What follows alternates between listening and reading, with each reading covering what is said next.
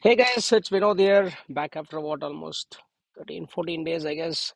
Sorry about that. I've been traveling for the last 10 days, almost on the road since 12th of September, traveling most parts of Andhra Pradesh. Right now, I'm sitting in a beautiful place called Lambasingi. It's about 40 kilometers south of, I think 80 kilometers south of Araku Valley, which is about 112 kilometers northwest of Visakhapatnam. The place is beautiful. There's hardly anybody around. I thought, okay, why not? And I'm doing nothing. Why not use this opportunity to do my next podcast? And today's topic will be is one of my favorites.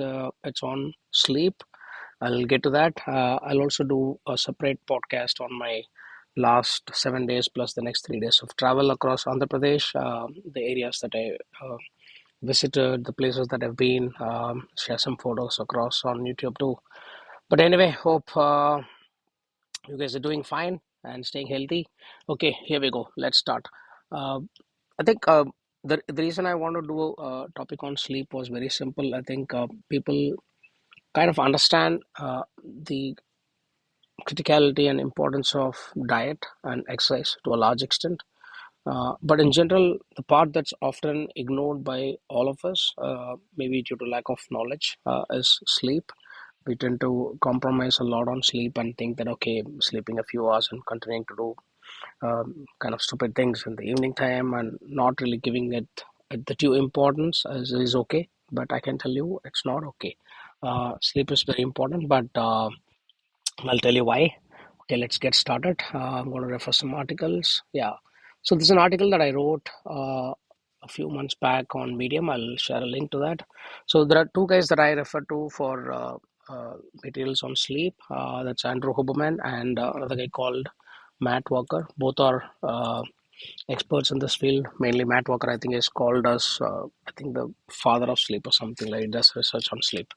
Anyway, great. So, what does Andrew Huberman say? Best nootropic. Okay, what is nootropic? It just makes you smarter. It's kind of a drug, makes your improves your cognitive ability, thinking, learning, memory, etc. So, obviously, that's good. Best stress relief, sleep. Best trauma release, sleep. Best immune booster. Best hormone augmentation. Best emotional stabilizer, sleep. Now, imagine if somebody had to make a drug to kind of handle all of these issues that people face. Would you take it? Of course, I would. I think if we can kind of put pillars to human wellness, you obviously we can say diet, sleep, and exercise. And I would actually rate sleep at the top, only because the reason is I know a lot of people don't actually exercise. A lot of people may not be eating healthy foods, etc. But even if they are doing both, if you don't sleep well, it kind of neutralizes us in it. You can work out and do whatever you want, go to the gym, run, but if you don't really sleep well, your exercise is, I wouldn't say it's completely useless, but the effect is not as much as you want. It's kind of mitigated a lot if you don't sleep well. So sleep is don't treat it very lightly. It's an amazing tool. So that's why I would rate it very highly compared to the other forms. So what are the other benefits of sleep? Let's see that. Better immunity, cognitive development, hormone regulation, memory formation, detoxification, and garbage clean. So think of it, think of sleep as the time in which every single thing in your body it's kind of getting cleaned up. Like think of your, the garbage collector in Java, maybe, right, or some of these programming languages. It also takes care of cellular, muscular repair, of all the muscles that we kind of break, fibers that we break through the day due to exercise, etc. It gets repaired during the night. So if you don't sleep well, obviously it's not going to happen. Emotional regulation, reduced stress, and better mood. And obviously, you'll be much more energetic the next day if you've had a great sleep. What better than a good sleep, right? And a couple of other things, right? I mean, you should try and avoid alcohol. Obviously, that disrupts sleep to a large extent, but I'll cover that when we talk about the tips part on how to sleep better. So you may be wondering, like, okay, how is sleep helping you with memory formation? I mean, that's entirely the time at which the brain is thinking, okay, what all do I need to learn today? Okay, he did this, he woke up this time, he did this work. What it's processed like, millions and billions of information that day, and it has to decide. Okay, now what information should I store? What information should I throw away? And what information should I store it for faster access? And then let's say the access which happens once in a while. Think of like a cache versus a DB, right? And software parlance, right? So that's how important sleep is. And if you're a man, you must be knowing that testosterone plays a very key role in the man's life, not just from reproductive ability purpose, but in general.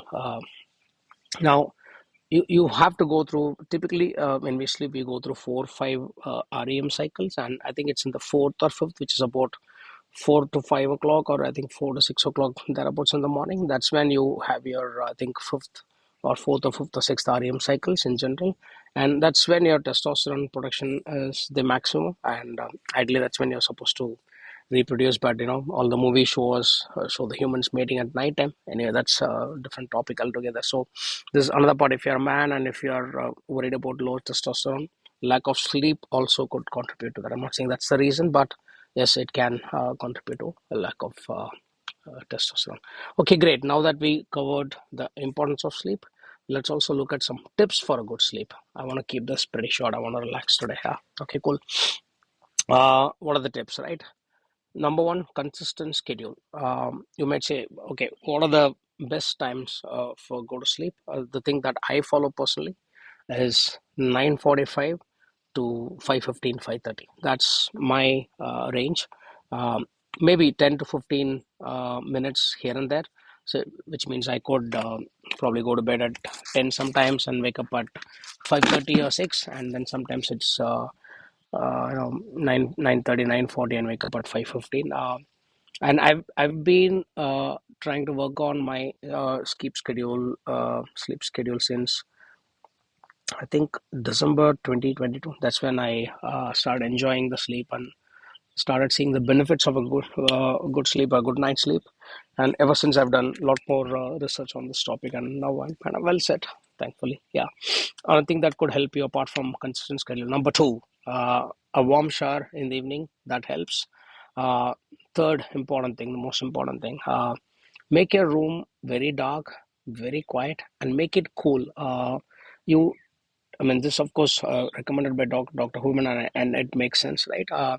Make sure your curtains are drawn out, your windows are open, or the balcony is open, etc. To make sure there's a cool air coming into your room, and the temperature drops to a certain degree, at least by a couple of degrees, so that you could sleep well.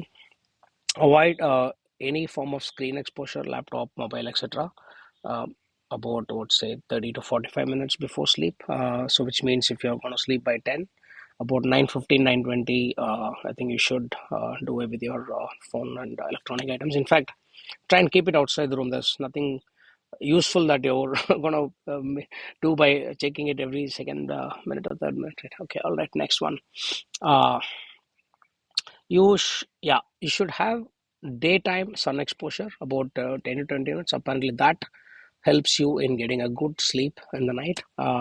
I think there's also a couple of factors that play. I think some of you might know that there's something called as adenosine. I'm not relating it to the sun exposure here.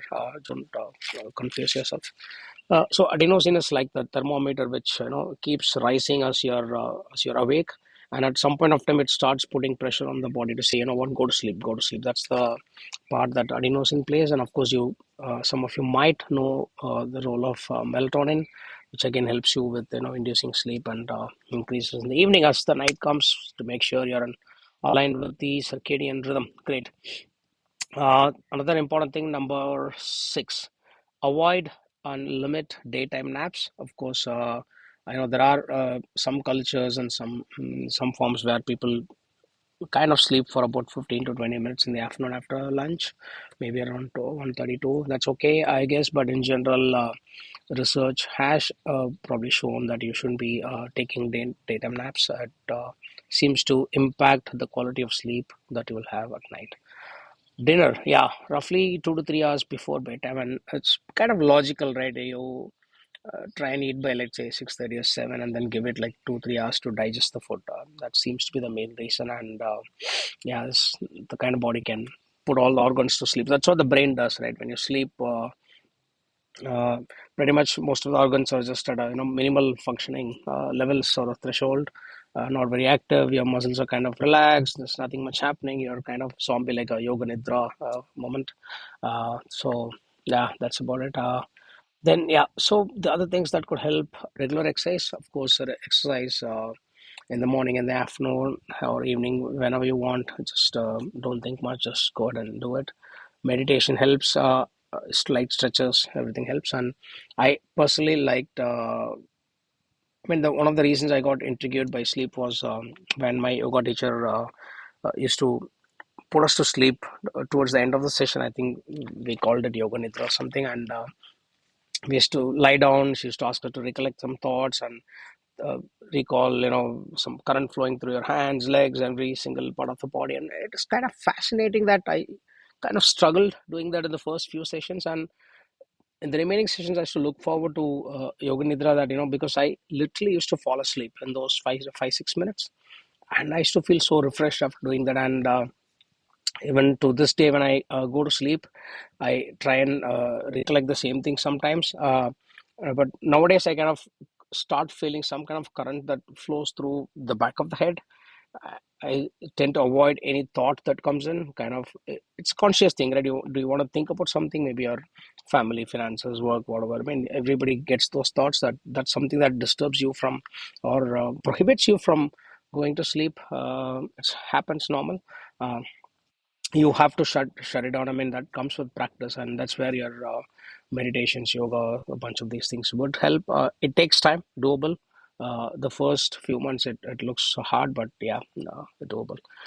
Yeah, the other thing that I do, last two factors, points that I want to cover: bond with kids. I mean, this is something that I do in the evening, between 9:30 to 9:50 is the time I get my kids into the bedroom, jump on top of them, hug them, play kissing games and all of that. Whether they like it or not, I do it. Kind of helps me, I think, release oxytocin. It feels good, and then I'm just, shutting myself off from everything else and going to bed. And typically, I think within about 5 to 10 minutes on average, I end up sleeping pretty well. The last one, avoid alcohol and caffeine. Yeah, so these are again research backed, well researched points, where alcohol might, you may think that alcohol is helping you sleep well, but it's not. You just have to try sleeping without alcohol for some time, and then you'll see the quality of sleep that you have is way way way better.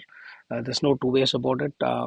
Caffeine, again, avoid it. I mean, it's the same thing, right? I mean, it just keeps you awake, and doesn't really help you sleep. So stay away from caffeine in the evenings, but preferably post 3 o'clock, 4 o'clock. I think we should avoid any form of caffeine, right? And coming to alcohol, right? One of the reasons I also quit alcohol, I think I mentioned it in my the previous videos, that I started enjoying the sleep quality so much that uh, I stopped. Also, that was one of the reasons that I stopped alcohol, because it was impacting the quality of the sleep. The freshness of waking up in the morning was it far outweighed the benefits, or whatever the stupid thing that I was doing by having a couple of pegs and sleeping. And yeah, so stay away from alcohol. That's pretty much it. On sleep. I hope it's been some kind of informative session for you. Feel free to try out and drop your comments on what you think works for you. Different different yardstick for different people, but these points are kind of common for most of the people. A lot of research has been done, so I don't see a huge issue. I'll see you soon with some other blog in a week's time. Cheers, bye.